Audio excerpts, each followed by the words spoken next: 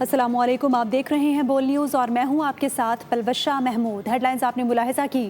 Bulletin کے آغاز میں سب سے پہلے خبر شامل کریں گے۔ سندھ کابینہ نے میر رضا قتل کیس کی تحقیقات کے لیے جوڈیشل کمیشن کی منظوری دے دی۔ حاضر سروس جج کمیشن کی سربراہی کریں گے۔ اہل خانہ نے فیصلہ مسترد کر کے GIT بنانے اور سندھ ہائی کورٹ جانے کا اعلان کر دیا۔ ادھر تفتیشی ٹیم نے میر رضا کے نام پر رجسٹرڈ سم حاصل کر لی۔ سم کے ذریعے واٹس ایپ اکاؤنٹ اور بیک اپ ڈیٹا تک رسائی حاصل کی جائے گی۔ میر رضا قتل کیس کی گھٹی سلجھ نہ سکی، سندھ حکومت کا بڑا فیصلہ، اہل خانہ کا فیصلہ ماننے سے انکار۔ سندھ کابینہ نے میر رضا علی خان کی موت کی تحقیقات کے لیے جوڈیشل کمیشن بنانے کی منظوری دے دی۔ میر رضا کی موت کی تحقیقات سندھ ہائی کورٹ کے حاضر سروس جج کریں گے۔ ادھر میر رضا کے والدین کے وکیل اور اہل خانہ نے سندھ حکومت کا فیصلہ مسترد کر دیا۔ اہل خانہ نے جوڈیشل کمیشن کے بجائے GIT بنانے کا مطالبہ کرتے ہوئے سندھ ہائی کورٹ جانے کا اعلان کر دیا۔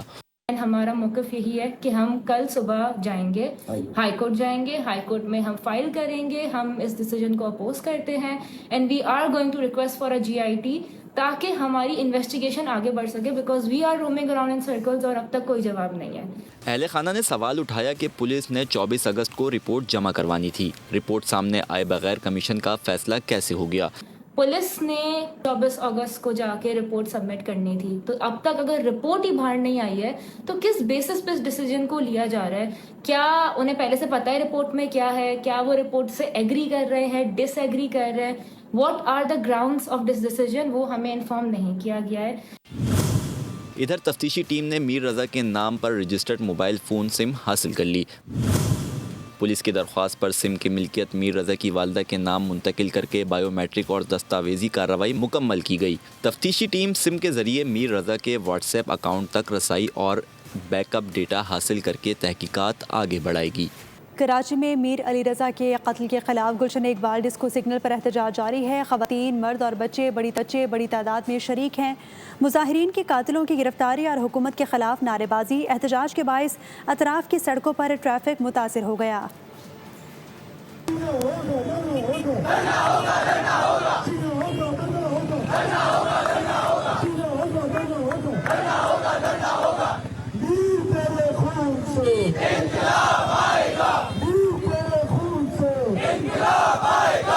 اور اب بات کریں گے ہنا جاوید قتل کیس کی، جس میں شوہر فیصل اور ملازم ذیشان کے DNA نمونے حاصل کر لیے گئے۔ ملزمان کے قبضے سے قتل میں استعمال رسی اور تار برآمد۔ مرکزی ملزم کے والد بھی تفتیش میں شامل ہیں۔ عدالت نے دونوں کو 3 روزہ جسمانی ریمانڈ پر پولیس کے حوالے کر دیا۔ پولیس کے مطابق فیصل نے ملازم ذیشان کو قتل میں معاونت کے لیے پیسے دیے تھے۔ ہنا جاوید قتل کیس میں اہم پیش رفت، ملزمان کا جسمانی ریمانڈ منظور، شوہر کا والد بھی شامل تفتیش۔ راولپنڈی پولیس نے ہنا جاوید قتل کیس میں گرفتار شوہر فیصل اور ملازم ذیشان کے DNA ٹیسٹ کے لیے نمونے حاصل کر لیے۔ مرکزی ملزم کے والد کو بھی شامل تفتیش کر کے ان کا بیان ریکارڈ کر لیا گیا۔ ملزمان سے قتل کی واردات میں استعمال ہونے والی رسی اور تار بھی برآمد کر لی۔ جوڈیشنل مجسٹریٹ کی عدالت میں ہنا جاوید کے شوہر فیصل اور ملازم ذیشان کی پیشی ہوئی۔ عدالت نے 3 روزہ جسمانی ریمانڈ پر پولیس کے حوالے کر دیا۔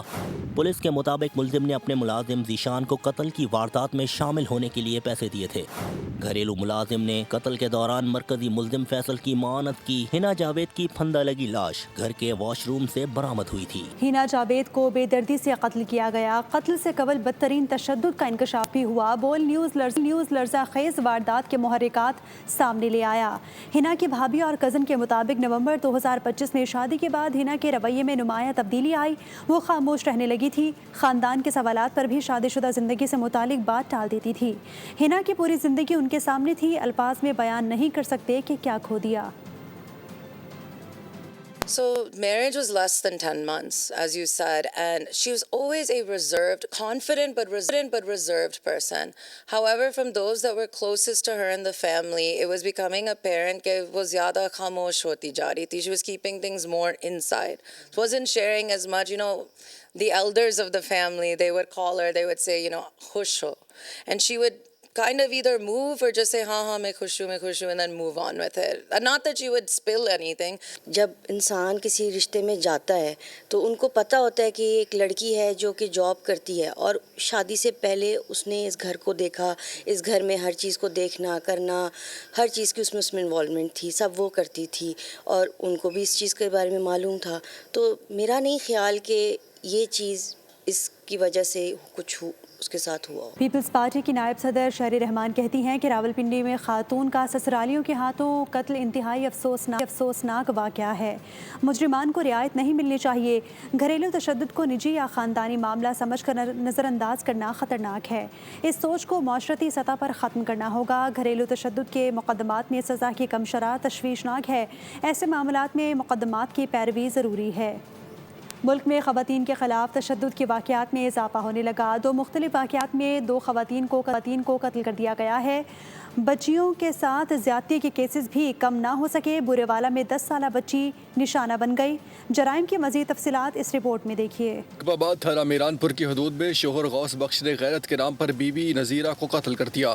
ملزم فائرنگ کے بعد فرار ہو گیا.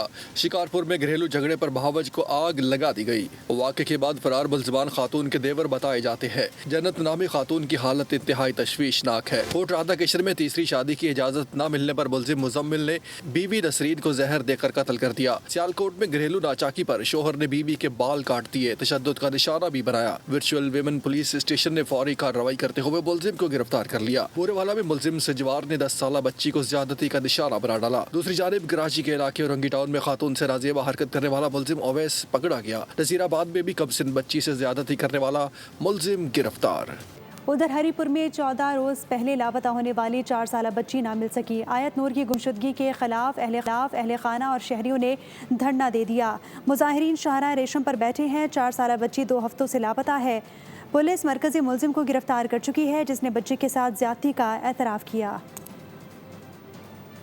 کراچی میں جرائم کے 2 مختلف واقعات ہوئے. بلدیہ اتحاد ٹاؤن میں فائرنگ سے ایک شخص زخمی ہو گیا. فیروز آباد میں شہریوں نے ڈکیتی کے بعد فرار ہونے والے ملزم کو پکڑ کر پولیس کے حوالے کر دیا. جبکہ نیو کراچی سیکٹر 12D سے کئی روز پرانی لاش برآمد ہوئی ہے.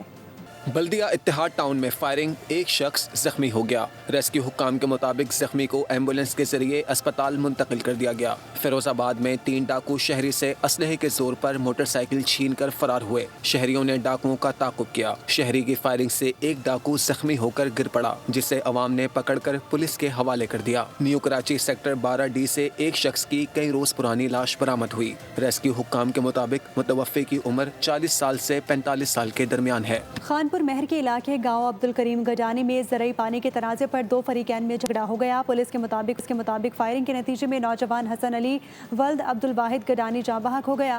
مقتول کی لاش تعلقہ اسپتال منتقل کر دی گئی ہے جبکہ واقعے کی تحقیقات جاری ہے. کراچی کی سڑکیں خون آلود ہونے کا سلسلہ جاری ہے. بے ہنگم دندناتے ٹریفک نے 24 گھنٹے میں 8 افراد کی جان لے لی ہے. ٹریفک پولیس کسی بھی حادثے میں کوئی قابل ذکر کارروائی نہ کر سکی. شہری ٹوٹی پھوٹی سڑکوں پر سفر کرنے سے خوفزدہ ہونے لگے. ڈامر سے محروم، گڑھوں سے بھرپور، کراچی کی سڑکیں موت کی سہولت کار بن گئیں. جگہ جگہ سے ادھڑی سڑکیں مزید 8 خبروں کا پیٹ بھر گئیں. بلدیہ northern by pass per water tanker trailer ٹکرا گئے. حادثے میں جاں بحق واٹر ٹینکر ڈرائیور کی شناخت اسد کے نام سے ہوئی. پورٹ قاسم میں ننھا راہگیر بچہ ٹریلر کی زد میں آ کر زندگی کی بازی ہار گیا. ہب ریور روڈ پر 2 موٹر سائیکل سوار ٹکرا گئے. حادثے میں ایک سوار جاں بحق اور دوسرے کو زخمی حالت میں اسپتال منتقل کر دیا گیا.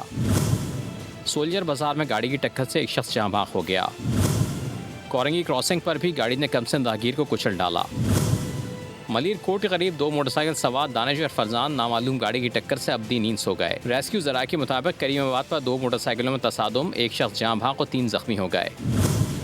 کراچی میں رواں سال ٹریفک حادثات سے اٹھنے والے جنازوں کی تعداد 603 ہو گئی، جن میں سے ہیوی ٹریفک میں جاں بحق افراد کی تعداد 184 تک پہنچ چکی ہے. حادثات پر کارروائی کے لیے ٹریفک پولیس کا سگنل تاحال سب سے سرخ نہیں ہوا. نواب شاہ میں ٹرک اور لوڈر رکشے میں تصادم میں باپ اور بیٹا جاں بحق ہو گئے. حادثے میں 50 سالہ والد انور اور 25 سالہ بیٹا تنویر جان کی بازی ہار گئے. جاں بحق ہونے والوں کا تعلق خیرپور کی تحصیل کنگری سے ہے. پولیس نے ٹرک اور لوڈر رکشے کو تحویل میں لے لیا جبکہ لاشیں آبائی گاؤں روانہ کر دی گئی ہیں. امیر جماعت اسلامی حافظ نعیم الرحمان نے 13 ربیع الاول کو ملک گیر شٹ ڈاؤن ہڑتال کا اعلان کر دیا. کہا کہ پہیا جام اور شٹ ڈاؤن کے بعد اسلام آباد کی طرف فیصلہ کن مارچ کریں گے. حکومت کو گھٹنے ٹیکنے پر مجبور کر دیں گے. دھرنا طویل لیکن فیصلہ کن ہوگا. جماعت اسلامی کسی گرینڈ اپوزیشن اتحاد کا حصہ نہیں بنے گی. اپنے بلبوتے پر عوام کا مقدمہ لڑیں گے. 12 ربیع الاول کے بعد یعنی 11 اور 12 ربیع الاول کو تو آپ یہاں سیرت کانفرنس کریں گے, یہاں محفل نعت کریں گے. ان دھرنوں میں آپ جو ہے سیرت کا پیغام لوگوں تک پہنچائیں گے. اور 13 ربیع الاول کو انشاءاللہ میں اعلان کروں گا ملک گیر شٹر ڈاؤن ہڑتال کا. چاروں طرف سے اسلام آباد جائیں گے انشاءاللہ, لیکن اس سے پہلے بہت پیدل چلواؤں گا انشاءاللہ آپ لوگوں کو. تم نے اگر ان دھرنوں کو کسی طرح سے ہٹانے کی کوشش کی تو پورے لاہور کو بند کر دیں گے انشاءاللہ تعالی. لاہور ہی بند نہیں ہوگا, پورا پاکستان بند ہوگا. اس لیے آؤ, بات کرنی ہے تو اس پر کرو کہ یہ لیوی کا بھتہ کیسے ختم ہونا ہے. بات کرنی ہے تو اس پہ کرو کہ یہ جگہ ٹیکس کیسے ختم ہونا ہے. بات کرنی ہے تو اس پر کرو کہ آئی پی پیز مافیا کو لگام کیسے دینی ہے. سبسکرائب کریں اور بیل دبائیں تاکہ کوئی خبر رہ نہ جائے.